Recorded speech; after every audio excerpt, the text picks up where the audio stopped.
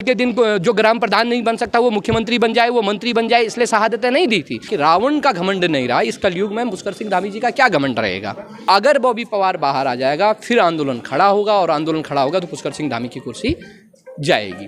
Bharatiya Janata party के विधायकों और ठुलभैये नेताओं को इस बात से उनकी भावनाएं आहत होती हैं कि दीपिका पादुकोण कौन से रंग की बिकनी पहनती है। उनको इस बात से कतई आहत नहीं होता है कि ये बेरोजगार यहाँ सड़कों पर बैठा है, लाठियाँ खा रहा है, उनके बच्चों के रोजगार के लिए भी हम लोग लड़ रहे हैं, तब उनकी भावनाएं आहत नहीं। तो बड़ा सोच। साथियों, इस वक्त हमारे साथ मौजूद हैं पिथौरागढ़ से चंचल बोरा जी। चंचल बोरा जी आज यहाँ पर आए हुए हैं शहीदी स्मारक पर। बोरा जी, मेरा आपसे एक सवाल है कि जिस उत्तराखंड के लिए हमारे शहीदों ने अपना रक्त बहाया था कि वो उत्तराखंड में युवाओं का जो है वो सुनहरा भविष्य होगा, युवाओं की मेन जो मांग थी, जो एक आंदोलन की शुरुआत हुई तो वो कहीं ना कहीं जो छात्र जो थे उनके भविष्य को लेकर हुई थी। लेकिन आज उत्तराखंड की ये स्थिति हो गई कि छात्र जो है वो सड़कों पर बैठा है, लाठी डंडे खा रहे हैं। क्या कहेंगे इसको लेकर? देखिए, मैं मुख्यमंत्री के गृह क्षेत्र पिथौरागढ़ जनपद से आज कल सुबह का निकला, आज सुबह पहुंचा हूं 4 बजे। हम लोगों की एक पहली मांग तो अब ये है कि बॉबी पवार और हमारे साथियों को रिहा किया जाए, और दूसरी मांग ये है कि जितने भी पेपर अभी तक हुए हैं जो धांधली के बेट चढ़े उनमें सीबीआई जांच हो और सफेदपोश नेता बाहर निकलें। ये हमारा लोकतांत्रिक अधिकार भी है और हम लोकतांत्रिक तरीके से अपनी मांग को मनवाना जानते हैं, क्योंकि हमने गांधी को पढ़ा हुआ है। दूसरी चीज़ ये है कि जिस तरह से अभी आज भी रिहाई नहीं हुई भाई बॉबी पवार और उनके साथियों की, एक बड़ा सोचनीय विषय है। सोचनीय विषय इसलिए है कि जो लोग पेपर घोटाले करते हैं वो जब चाहें बेल ले लेते हैं, जमानत ले लेते हैं। आज ही मैं देख रहा था यहाँ उत्तरकाशी के कुछ भाई लोग आए, वो कह रहे हैं कि हाकम सिंह वहाँ मुख्य अतिथि के रूप में, वहाँ उनके पोस्टर लगे हुए हैं। उत्तरकाशी में कोई त्यौहार होने वाला है, वहाँ पर उसको मुख्य अतिथि के रूप में बुलाया जा रहा है। तो एक बड़ा सोचनीय विषय है। मतलब पहले ज़माने में चोर होते तो छुप छुप के जाते थे, आज के चोर जो हैं वो सीना तान के कहते हैं कि हमने चोरी की है, जो करना है कर लो। तो ये बेरोजगारों के साथ एक भद्दा मजाक है। सीएम धामी जी अपनी पीठ पर ठपठपा रहे हैं, वो कह रहे हैं कि मैं नकल विरोधी कानून ले आया हूँ। वाकई में आप नकल विरोधी कानून आए हैं, लेकिन कैसा नकल विरोधी कानून? आपने देखा उत्तरकाशी में, गोपेश्वर में, तमाम जगहों पर जिन लोगों ने कहा कि मेरे साथ ऐसा हुआ है, उन्होंने अपनी बात रखी थी और उन पर नकल विरोधी कानून के तहत तमाम तरह की धाराएं लगाई हैं। ये नकल विरोधी कानून के लिए क्या हमने इस तरह के नकल विरोधी कानून के लिए हमने लाठियाँ खाई थी?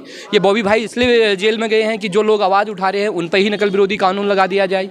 तो उन कहीं ना कहीं हाकम और हाकिमों को बचाने का, ये सफेदपोश नेताओं को बचाने का पूरा षड्यंत्र है। हम कुछ नहीं मांग रहे इस सरकार से। इस सरकार को 47 विधायक इन युवाओं ने दिए हैं, और इस सरकार का जो घमंड है, घमंड कहते हैं ना कि रावण का घमंड नहीं रहा। इस कलयुग में पुष्कर सिंह धामी जी का क्या घमंड रहेगा।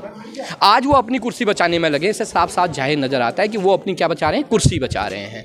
क्योंकि अगर बॉबी पवार बाहर आ जाएगा फिर आंदोलन खड़ा होगा, और आंदोलन खड़ा होगा तो पुष्कर सिंह धामी की कुर्सी जाएगी। हमारा सीधा सीधा दे है कि सीबीआई जांच करा दीजिए। क्या गलत मांग रहे हैं? एक इतनी सी छोटी सी मांग पर आपने हम पर लाठियां बरपा दी। चलो ठीक है, आपने लाठियां बरपा दी, अब तो हमें सीबीआई की जांच दे दीजिए। अब कितना लड़ना पड़ेगा इन छात्रों को? परीक्षा कराओ, पहले एग्ज़ाम कराओ, उसके लिए लड़ना पड़ता है। आप पहले विज्ञप्ति निकालो, उसके लिए लड़ना पड़ता है। फिर डेट निकालो, उसके लिए भी लड़ना पड़ता है। फिर जब पेपर हो जाता है और भ्रष्टाचार हो जाता है तो भ्रष्टाचार से सीबीआई की मांग कर रहे हैं, उसके लिए लड़ना पड़ रहा है। तो कितनी बार बेरोजगार लड़ेगा? वो पढ़ेगा किताब के पन्नों को पलटते हुए अपने सुनहरे भविष्य का सपना जो देखेगा कि यहाँ सड़कों पर बैठकर आंदोलन जो करेगा, चलो आंदोलन भी कर लेंगे हम, ऊपर से आपकी तमाम नॉन अवेलेबल जो धाराएँ हैं उनको जो सहेंगे हम। क्या क्या सहेंगे? एक बात बताइए, 307 की धारा इन्होंने हटा दी थी और आज फिर 307 की धारा दोबारा ये लोग ला रहे हैं। तो ये कितना सोचनीय विषय। पहले आप हटा रहे हैं, फिर ला रहे हैं। पहले आप अपना स्टैंड क्लियर कीजिए। मैं इस सरकार से कहना चाहना, अगर धामी जी आप में थोड़ी बहुत शर्म होती।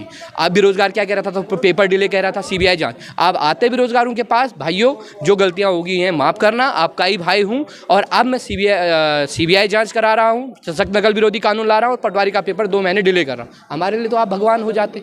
हमने थोड़ी ना चुनाव लड़ना है अब। लेकिन दिक्कत ये हो गई है कि पुष्कर सिंह धामी ने अपना ईगो ले लिया है, भारतीय जनता पार्टी के लोगों ने अपना ईगो ले लिया है। इस भारतीय जनता पार्टी के विधायकों और ठुलभैये नेताओं को इस बात से उनकी भावनाएं आहत होती हैं कि दीपिका पादुकोण कौन से रंग की बिकनी पहनती है।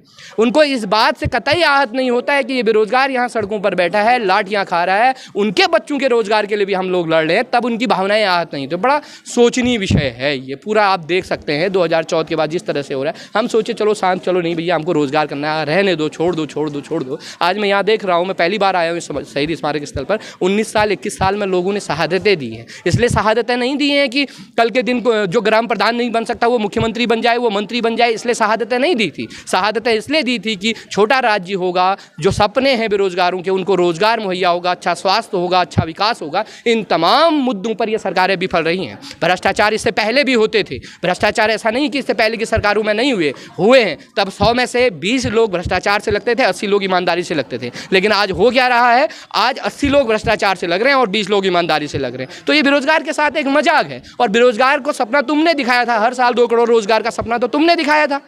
तो आप वो 2 करोड़ तो छोड़ दीजिए, जितने आ रहे हैं वो भी आप रोजगार नहीं दे पा रहे हैं।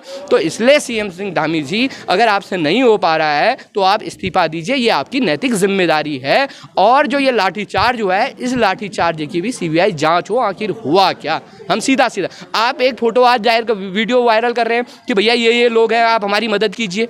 भैया ये पुलिस का तंत्र, ये LIU कर क्या रहा है? क्या आप उनको पहचान नहीं पा रहे हैं? अच्छा, बॉबी भाई की तो उसमें कहीं फोटो नहीं है, बॉबी भाई के साथ जो उसमें जेल में गए वो पत्थर मारते हुए तो नहीं दिख रहे हैं, तो आप उनको क्यों जेल में डाल लें? जब आपके साथ सारा है तो आप पकड़ नहीं पा रहे हैं, तो ये आपका गुनाह है, ये हमारा गुनाह थोड़ी है। हमने तो रोजगार की मांग की और शांतिपूर्वक धरना प्रदर्शन कर रहे थे। अब लाठियाँ पहले चली या पत्थर पहले चला, वो सीबीआई जाँच का विषय है, आप सीबीआई जाँच करवाइए।